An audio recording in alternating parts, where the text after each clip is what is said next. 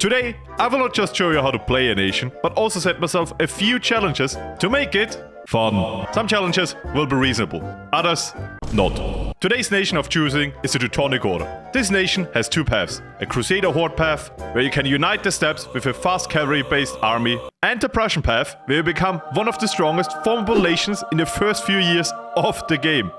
The path we play today is the Prussian one. Now, to my before mentioned challenges. Challenge number 1. I have to stay Catholic by any means possible. Challenge number 2. I have to stay in HRE and become emperor. Challenge number 3. I have to form Germany as soon as possible. This means forming Germany right after hitting admin tech 20, or else this will be considered a loss. And yes, this is the only way I'm allowed to dismantle HRE. At the end, I also have a secret goal. And this, surprisingly enough, will stay secret for now. With the goal set and the strategy in mind, we can now start this guide/challenge. Let's start with a fast guide on our nation. The Teutonic Order is in an interesting position at the beginning of the game. We are surrounded by a lot of enemies, but at the same time, that also means expansion. Problem: we are currently not what we would call a stable nation. Around 5 years from now, a disaster will start ticking, and getting rid of this is our main priority. Not taking care of it will make us easy prey for our neighbors. The good news: this can be easily solved, thanks to our new mission tree. We only need 1 stability, no current ongoing uprising, and 40% crown land. The first 2 are no problem. The third brings us to the most beloved part of every EU4 guide, the estates. Seize crown land as fast as you can and only give out privileges that don't remove crown land. This should end you up with something like this. Now, to the other missions. First, the mission that lets us join the HRE. That one is easy. Send 1 diplomat over to Austria and improve their opinion of us up to 100. Mission done.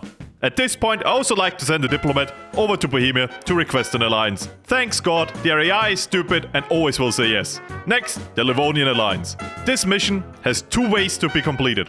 The boring way, where you improve the opinion and ally them to maybe get a vassal, or the way superior alternative, which gives you not just 1, but 2 vassals. Just rival and embargo the Livonian Order and you get a 110% guaranteed subjugation war goal.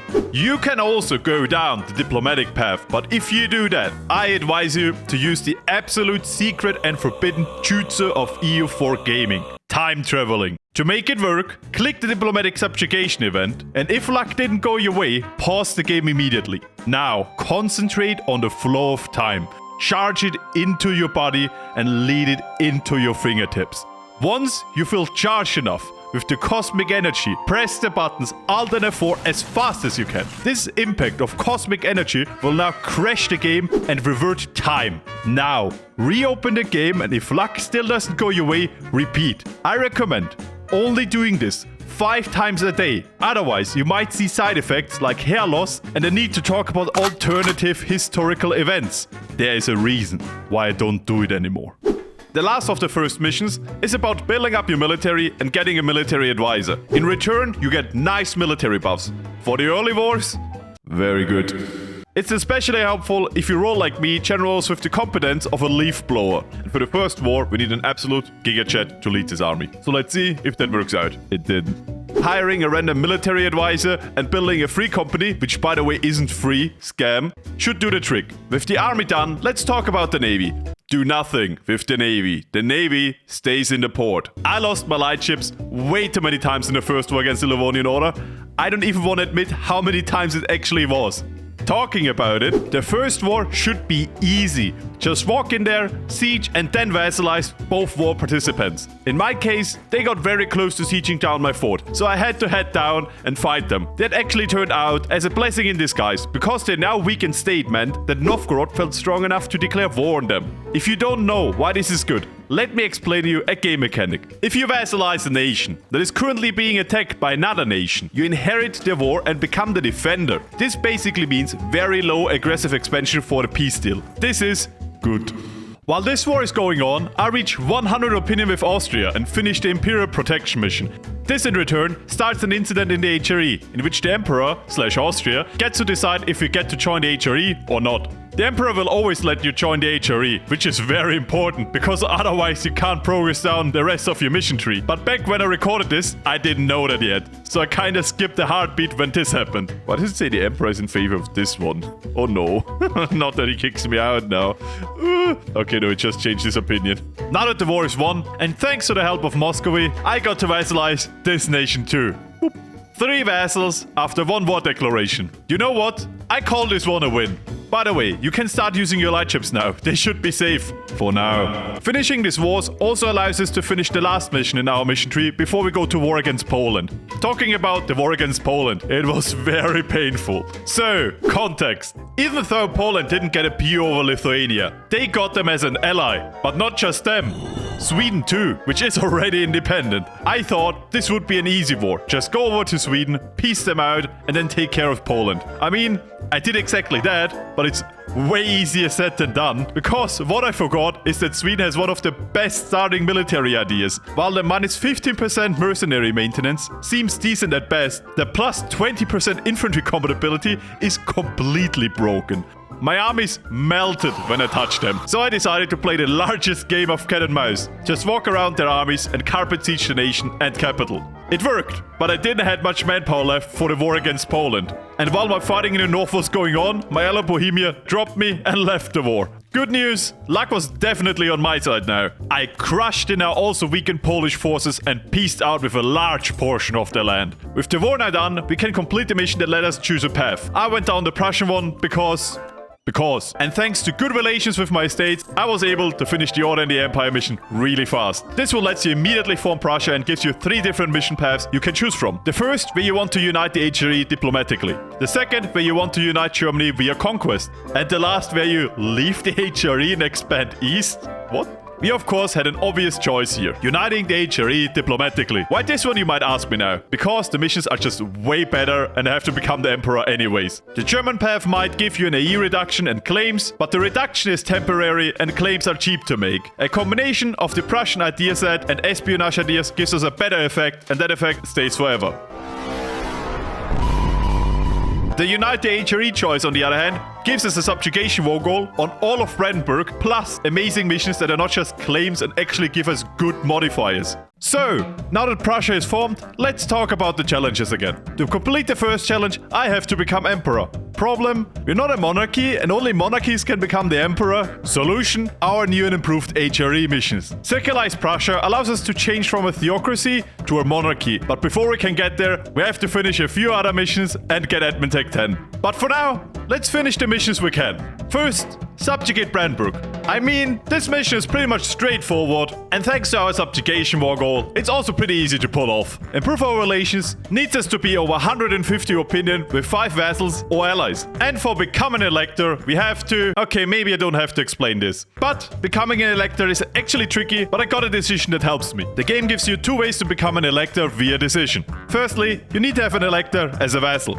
Check. Next, you either need to own 6,000 ducats in your treasury or have high trust and good relations with the Emperor. You might notice that one option is way cheaper than the other. And thanks to an alliance I made earlier with Austria, I can get it the cheap way. So this one also. Check. Finishing this mission puts us up to kingdom rank, gives us an extra diplomat, and gives us +1 diplomatic reputation. Beautiful bonuses if you want to become emperor. With the prerequisite missions done, I also developed Prussia a bit and finished some army and navy missions to improve our fighting ability. This will be helpful in the upcoming League War.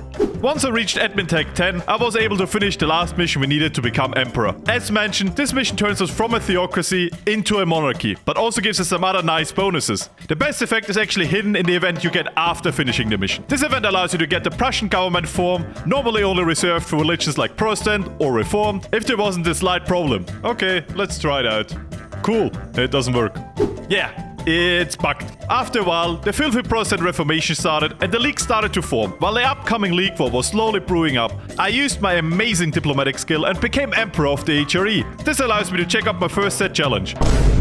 And now I have to make sure I stay Emperor until the bitter end. The Ottomans congratulated me by guaranteeing the independence of my vassal Novgorod, and it will probably take a war to get rid of that. Thanks, Ottomans. But at this point, they are way stronger than me, so attacking them is not an option. But this is actually not a problem, because remember what is currently brewing in the background. If we look at the leaks, we notice that one side has this slight advantage over the other. So as soon as a Protestant league declares war, I would be able to get the revenge I wanted. Problem, most of the time the AI doesn't declare war if the numbers are not in their favor. So this will probably end in a long unresolved conflict. But I did just say most of the time, because for some reason, a few years later, with no additional help, Aachen started the war, and what can I say? This war was easy. I basically leaned back, recovered manpower, while the rest of my league turned the enemy's land into ashes. It's heartwarming to see that the core Catholic values are still upheld inside the empire. I demanded Catholicism to be the only accepted religion inside the Holy Roman Empire and stayed emperor for another day. Winning the league war also gave me a nice change religion option that lets you do way more than just change the religion of a nation. The war ended and my army was stronger than ever, and thanks to good leaders I was ahead of Tech 2. But this was a double-edged sword. Time got short and admin Tech 20 came closer and closer, but I currently wasn't even close to uniting Germany. This means I have to expand, and I have to expand fast. But you know what they said. Germany was united with blood and iron, and the last time I checked, there was a lot of iron and blood.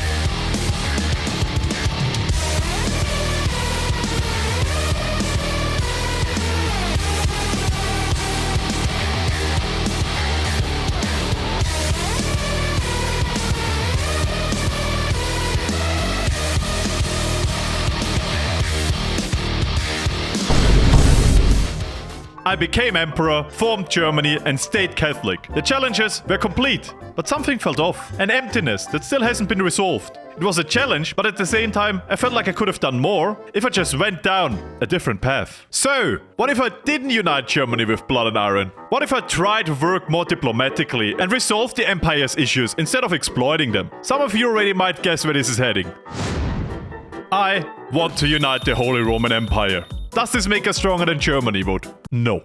We basically would have the same mission tree, with the difference that I can play Germany now and the HRE at its earliest in 100 years. Do I like to suffer? Probably yes. But before we can start the challenge, we have to turn back time a bit. So let's talk about something I like to call warping. For this, I need to ask you to open your third eye again. Ready?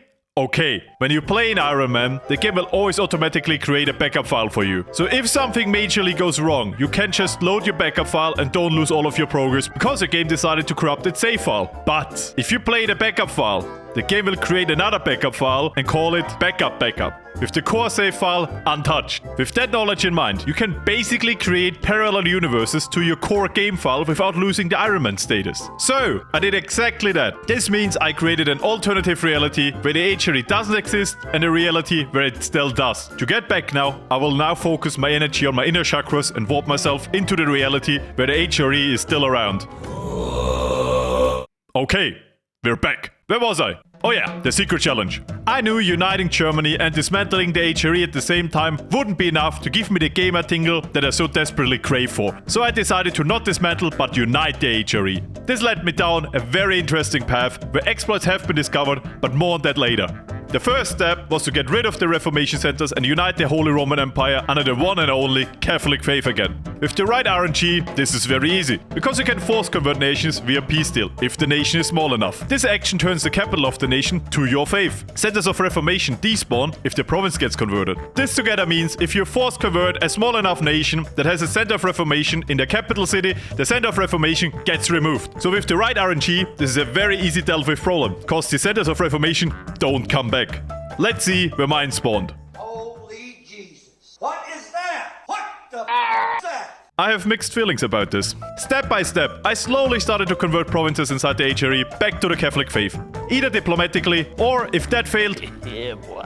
I do this because of something I haven't talked about yet. The HRE reforms. Every month, you gain a small trickle of imperial authority. If you reach 50, and most of the HRE members support the reform, you can enact one. The amount of imperial authority you get is dependent on your grasp over the empire. Basically, from the outset, conquered HRE land and provinces that have the wrong religion are very bad for imperial authority growth. After I conquered back some core HRE land and some further convincing for provinces to turn Catholic inside the HRE, I had to play the waiting game. But I'm not gonna put you through that.